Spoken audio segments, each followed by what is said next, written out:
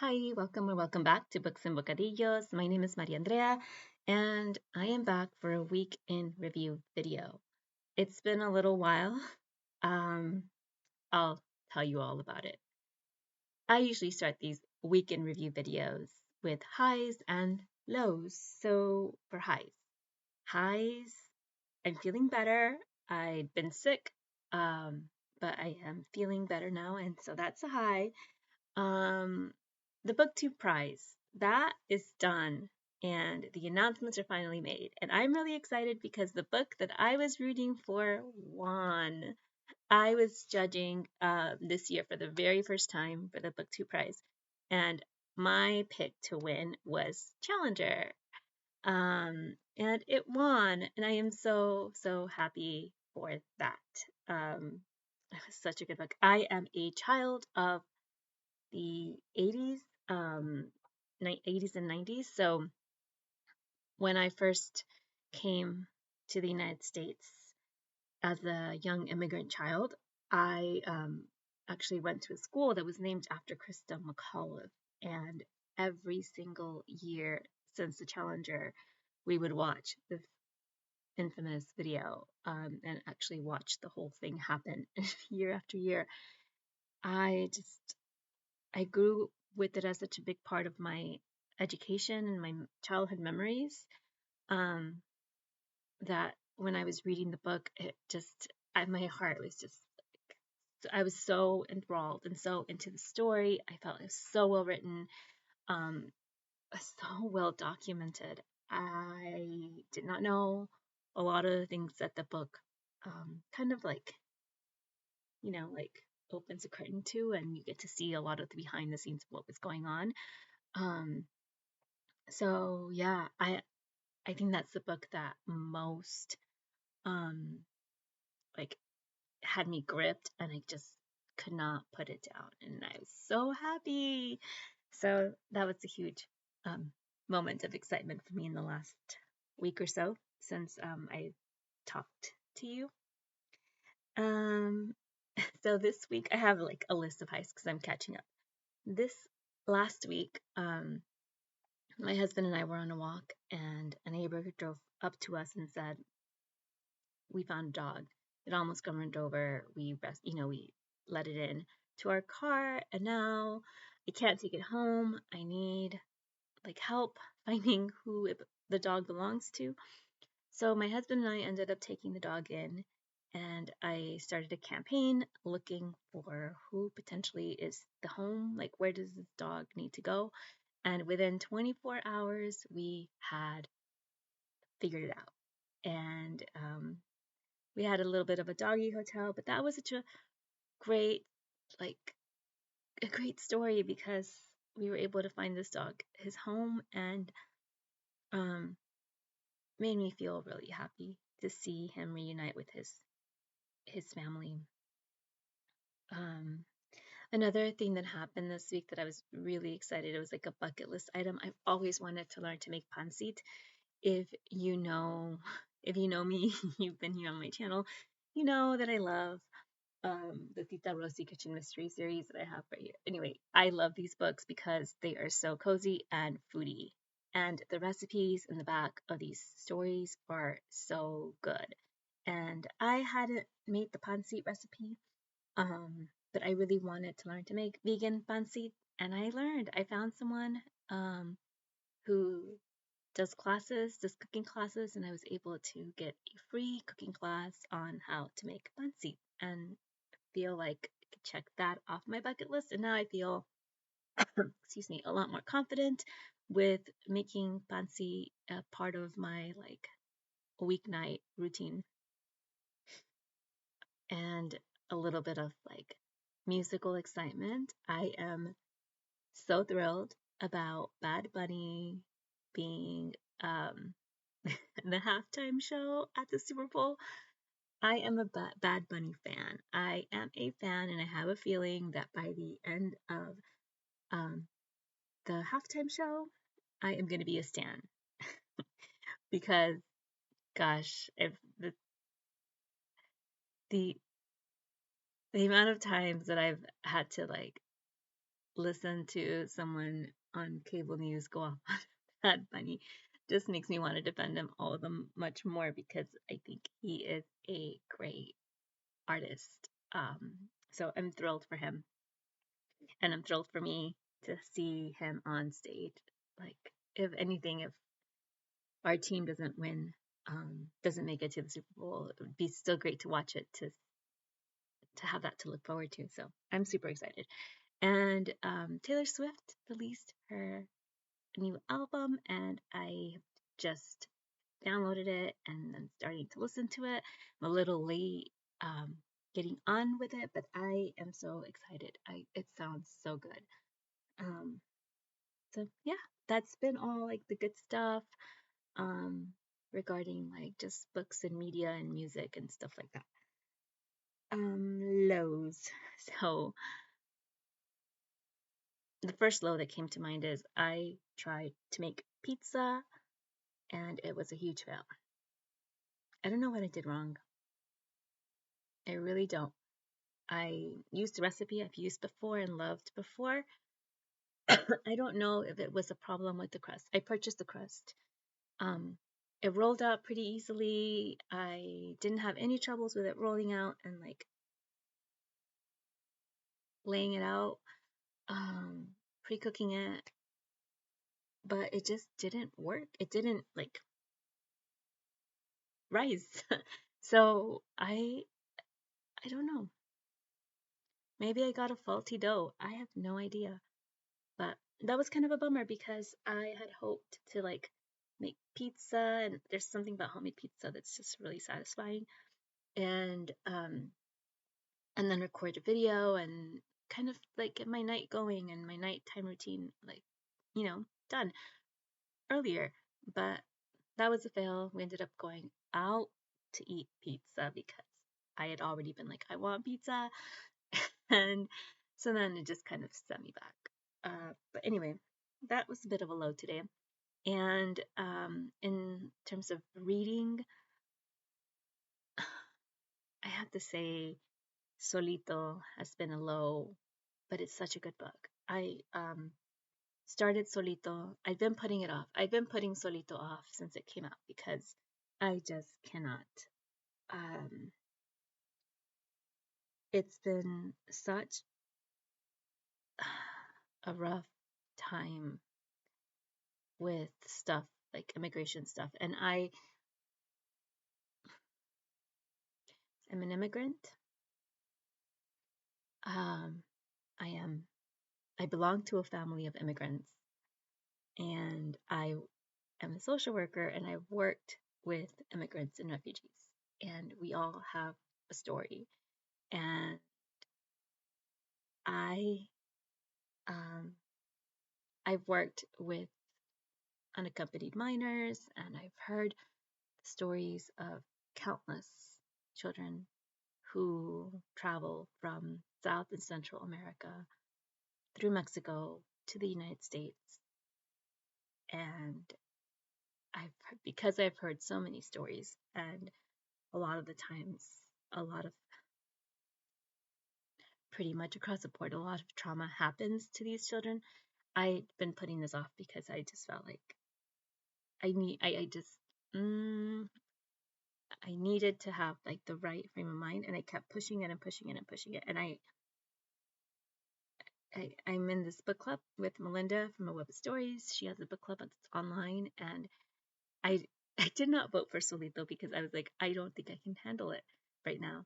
But it won. But I really wanted to be a part of the book club, so I tried, and it just is a thing about bad timing because as I was starting Solito, I was dealing with really heavy stuff um, in regards to like the whole ICE thing and immigration, and I just felt like I was pushing myself. And I cried every single time I pick up this book. And Saturday morning, I was like, okay, we're meeting tonight. I'm going to try to power through. And I just was like, crying and crying and crying, and I just like I cannot.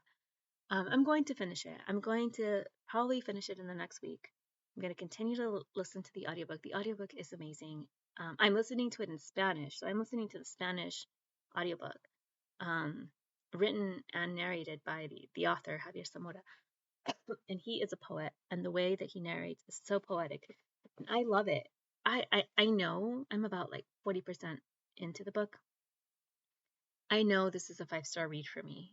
I don't foresee that there is anything in this book that is going to change that. Like, it is emotionally gripping. It is so well written, well told. It is beautiful. The language, the descriptions.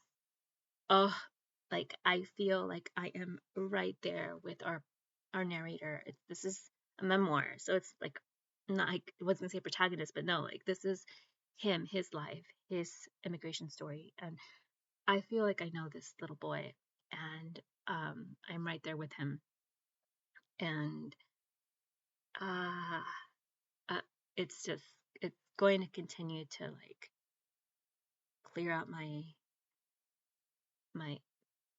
eye eye ducts because I foresee many more tears ahead as I continue to power through with reading Solito by Javier Zamora.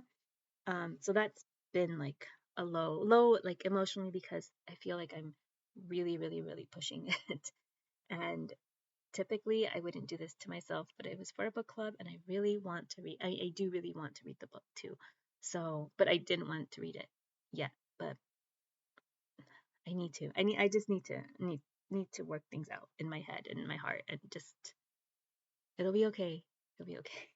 I mean, we know he makes it because we know he wrote it. So I feel like um, there's light. There's light at the end of the tunnel for him. And I can only hope for the best for the people he's traveling with. So, okay. My community post, I posted that I was sick. Thank you to everyone who sent comments. I have not had a chance to respond to comments, but I kept seeing notifications. And I so appreciate everybody who left a comment wishing me well to get well soon. And tags. I have not done any tags because I've been sick, but I am really looking forward to hopefully this week to do Zooey's 3-year anniversary, and I'm super excited. She tagged me, and I'm just honored that I was tagged, and I cannot wait to take on the tag. So thank you, Zooey, and I would have done it last week if I'd been feeling up to it, but being sick, being sleep deprived, and being stressed are all like reasons to kind of stay away and wait till I was feeling up for it. So hopefully this week Zooey will be better. So I mentioned books I read. I mostly have finished stuff for the BookTube prize before, like that was September. Um, in this first couple of weeks of October, I have not yet finished a book. I have a lot of things going, but I haven't finished anything yet. So I am currently reading Project Hail Mary with Pat from the channel Book Chat with Pat, Alan from Alan Beats, Lekden, and Gareth at Book Songs and Other Magic. I am buddy reading The Haunting of Hill House with Malinda out of Web Stories. I must say that for these two, because they're buddy reads that I'm doing, all I'm going to say is I'm enjoying them, and I will talk more about them when I finish and I discuss them with my um, buddy read my buddies my buddies that I'm reading whom I'm reading with. I'm still reading Franny and Zooey really, really slowly, like a couple of pages or a little bit at a time, and I'm almost done. And I'm really liking it. I just cannot wait to finish it. I'm hoping it'll be done soon because I'm like super close to finishing. I think if I were to just force myself to sit down with it for an hour, it would be done. But I'm kind of reading it in like 15-minute increments during my lunch break. That's a book that I have tucked in my work bag, and whenever I'm like on a lunch break or like a mini tiny break, I'll like read a little bit, read a paragraph, read a page. that sort of thing. I am also reading Queen of the Cicadas by Castro for the Books and Bocadillos book club. And so I do have a Discord for the Books and Bocadillos book club, and I've only posted a little bit about Queen of the Cicadas. So far, I'm in the beginning. I'm in the first third of the novel. I am enjoying it. It's actually starting to pick up where I'm just like really getting into it. The setup, it's short. It's like I think it's pretty easy to get through. It's very accessible. It's easy peasy, like breezy reading. I I like the narrative so far. Um, it is. I think it's kind of like inspired by La Llorona. Excuse me. I'm still getting over my sinuses. Um, it's inspired by La Llorona, and if you love La Llorona folk folk stories, I think that you would like Queen of the Cicadas. But I'll share more thoughts when I finish. But so far, I'm I like V Castro. I I just recently read another book by her for my book club, my in real life book club that is going to happen at the end of the month. But I read it like last month, thinking it was last month. Anyway, um, so yeah, I this is my second V Castro book, and I don't know. So far, I think I like the one I read last month better than the Queen of the Cicadas. But the Queen of the Cicadas is really good. I'm gonna just kind of come to a decision about that later in the month. Um, I'm still getting through I'm Still Here by Austin Channing Brown. Um, and I have been slowly, like, I kind of put it in the back burner, but last night at the Telegraph Club by Malinda Lowe, I'm still reading through that one very slowly. It's on my Kindle, so it's kind of whenever I get a minute to go back into it. I think if I were to get the audiobook, it'd go by faster. So maybe I'm going to do that for that one. And I am doing some beta reading. And I don't know if I can talk about it.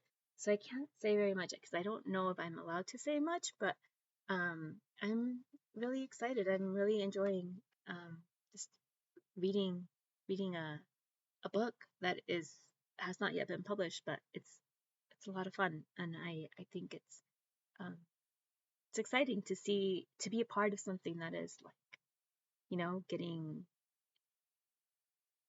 being born or being created, and um, it's just I'm really enjoying that. The goal is to have that read by Halloween, hopefully. And in terms of DNFs, I didn't purposefully DNF it, but it was available to me on audio through Audible, and I hadn't paid attention, but it was only available for a certain amount of time. And then Audible kind of yanked it off the available reads. So it's Blackwater Sister by Zancho. This was a reread. So I had started the audiobook because it had become available to me for free, and I was listening to it and really enjoying it because I liked it the first time, and I maybe wanted to read something that I had already read that I knew I enjoyed, and just maybe sometimes when you have a lot in your head, it's just nice to reread a story you're already familiar with, and have that sense of familiarity just kind of like wash over you. So I think for me that had been like a stress reliever, was just to have something going that was already familiar and that I knew I enjoyed, but then it got yanked. So I didn't mean to DNF it. I'd still pick it up and finish it. I don't I don't have the physical copy, but that might be a book that I would enjoy having, because I did like it when I first read it. And in terms of community engagement, I am, like I said, in a buddy read with a group of people reading Project Hail Mary, Pat, Gareth, Alan, and Lekden.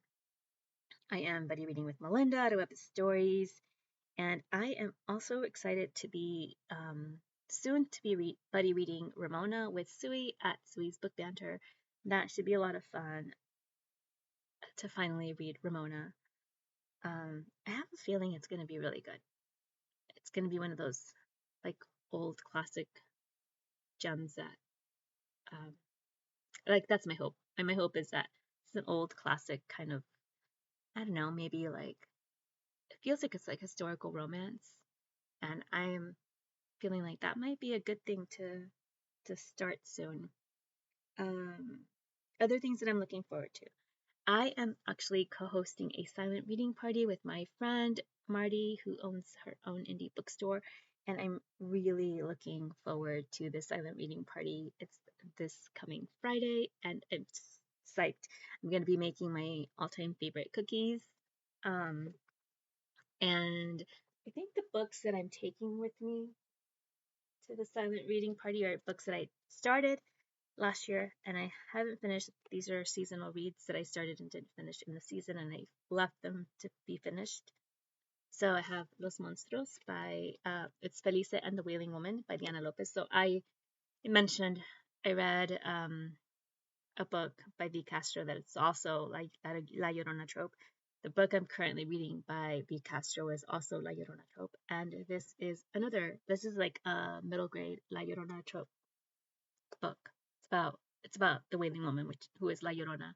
So I'm really looking forward to just kind of having all these, like, being steeped in different kinds of reimaginings of La Llorona. This like spooky season. So both The Haunting of Hill House is meets one of the cozy reading prompts that I was working on, and then also Queen of the Cicadas is also like horror, so that's also part of like the cozy ween. And then this one could also be for cozy ween. And then the other one that I'm taking to the silent reading party is Guilt and Ginataan by Mia P. Manansala. This is cozy mystery. So I these are my options for cozy reading for the silent reading party. And I have The Haunting of Hill House right here. I forgot to show. But I think The Haunting of Hill House I'll have done because I'm buddy reading and Malinda is fast. So she keeps me on my toes, which is why I like buddy reading with her, because she keeps me motivated and I am always like just trying to keep up, and I like that. I like that. I think she pushes me, and sometimes I do need someone to push me to like focus and finish a book. So I think that that works well. I think I'll be done with The Haunting of Hill House soon. I'm also really wanting to watch the movie, so, or the adaptation on Netflix, I think. Um, so that's another bit of motivation to get it, to not let it linger too long and just get it done. I'm also looking forward to next month's Books and Bocadillos pick. I'm really excited for the end of the year with Books and Bocadillos book club, because um, two of the books that I've been looking forward to all year long are like happening. For the month of November, we're reading The Distance Between Us by Reyna Grande. This one has been on my TBR for a really long time, and it is an immigration story and it is a memoir. And I know it's going to be hard. Solito is hard. I know The Distance Between Us is going to be heart um, wrenching, very gripping. It's a memoir. It's going to be tough. I know it, but I am so ready for it. This one I've been mentally preparing myself for. So I am ready for it. I'm so ready for it.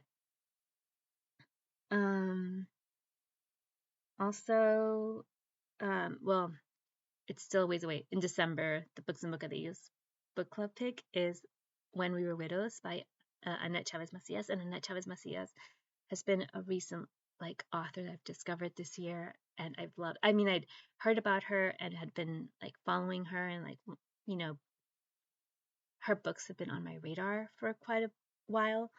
But I just got into her earlier this year for the Ben Reads Good Challenge for March. That was I read her book. What was it called? I'm blanking out on the title,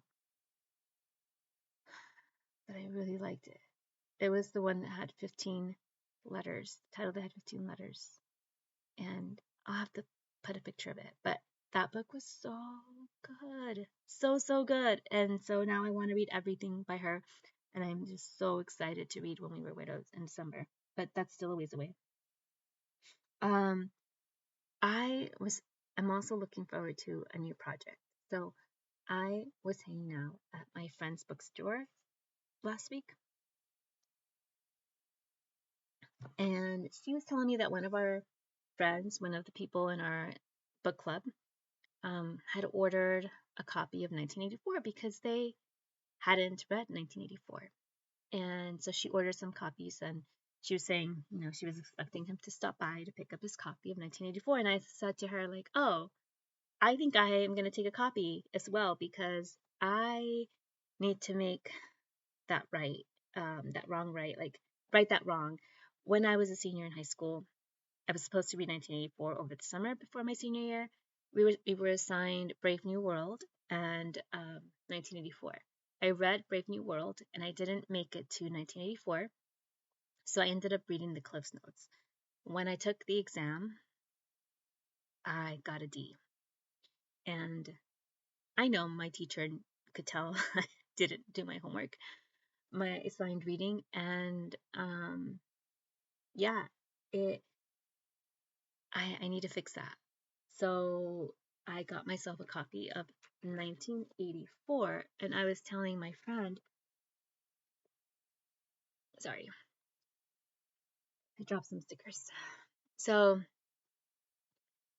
I was telling my friend that it just came to me as we were talking. I was like, you know what? I should read this aloud. Like, I should take my time with it and like slow read it and read it aloud and post myself reading this book out loud. So I'm going to do that. I'm hoping to start this week. I am going to be doing that on my brand new TikTok account. That's Books and Bocadillos. So if you have TikTok and you want to follow me, I haven't posted anything yet, but I'm going to probably soon, in the next few days, start a series of myself reading aloud 1984 by George Orwell and hopefully writing that wrong. I'm so sorry, Miss Schnazy. I am going to read this book like a whole 25 years later, 26, 27, 25, 26, 27 years later. I'm going to read that book. And I also have plans to record some book reviews soon. So I'm really excited because I am like, there's stuff happening. I'm not talking about it, but there's stuff happening, and I'm really looking forward to turning what's in here, like getting it out because it's a lot and I need to create some stuff. So I'm really excited to see like my thoughts all kind of that they've been percolating and to be able to just get them processed and get some of these books that I've been reading reviewed.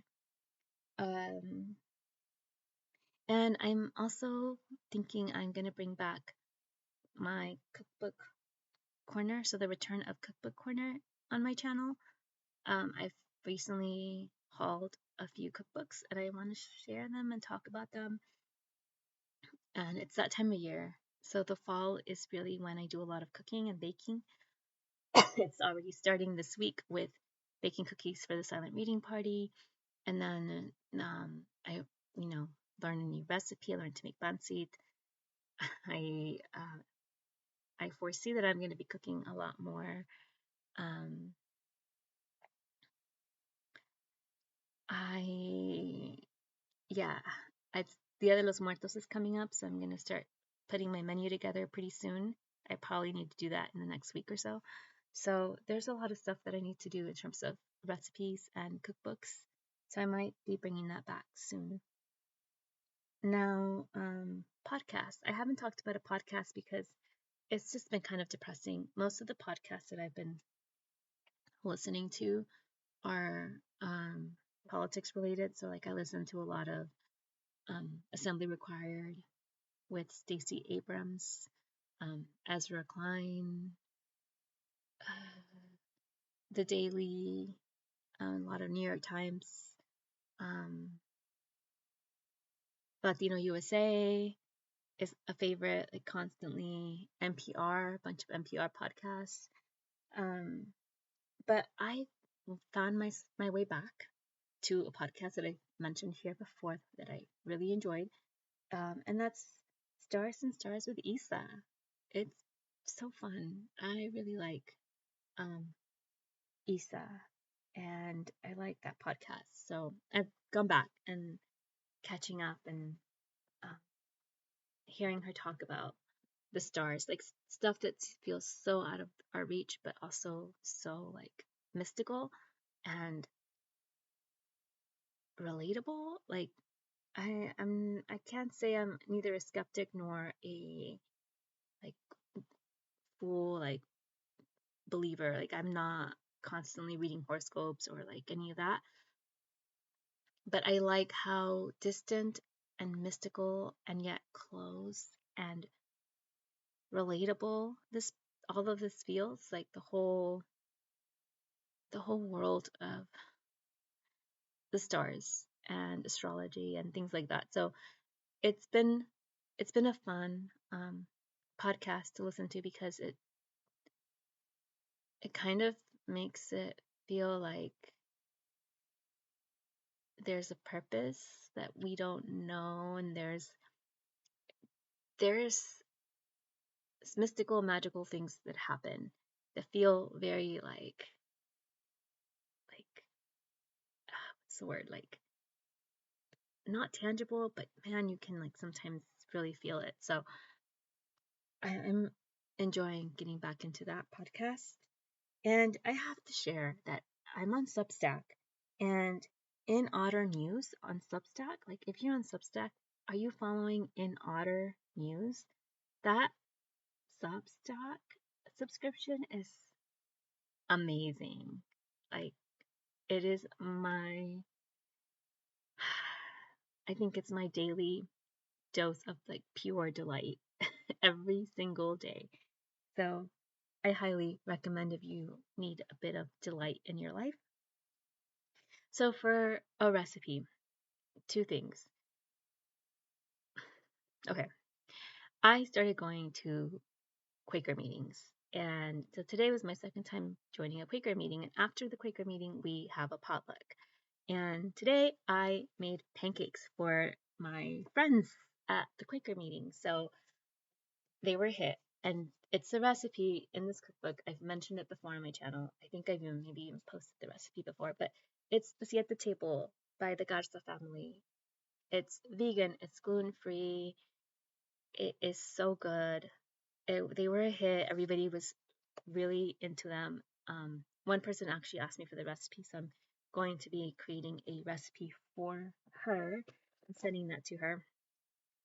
And then another kind of like really quick recipe, like if you don't want to buy, I think the cookbook is well worth it. If you like Mexican food, I think it's well worth it. If you're vegan and you're gluten free, there's a good amount of recipes in there for you. If you're not vegan but you're just gluten free, there's a lot. The whole cookbook is for you. But another recipe, like another favorite thing that I've had recently, and this is not an ad. I am not doing an ad for my favorite grocery store, but it is. Oh, where is it? This here. This is my HEB brand. My HEB. It's a HEB brand, but if you're in Texas, you know you have to say my HEB. So it is the cinnamon hazelnut HEB coffee. It's so good. It smells amazing. I become like addicted to this coffee. I know most people who watch my channel are probably not in Texas, don't have an HEB near them. But if you have an HEB, check this out. If you don't have an HEB, but there's a way for you to order from HEB, I think this is a really good thing if you're not able to order and you don't have an HEB. Check out this. If is there something like this near you, like a cinnamon hazelnut coffee? It's a medium roast. It's so good. So this has been my recent addiction. A cup of the cinnamon hazelnut with my husband bought me some like sugar-free like flavor things to make lattes. So little teeny tiny bottles of flavorings, coffee flavorings. So I will do like a foam. What's it called? Like when you the whole little thing like I can't remember what it's called, but the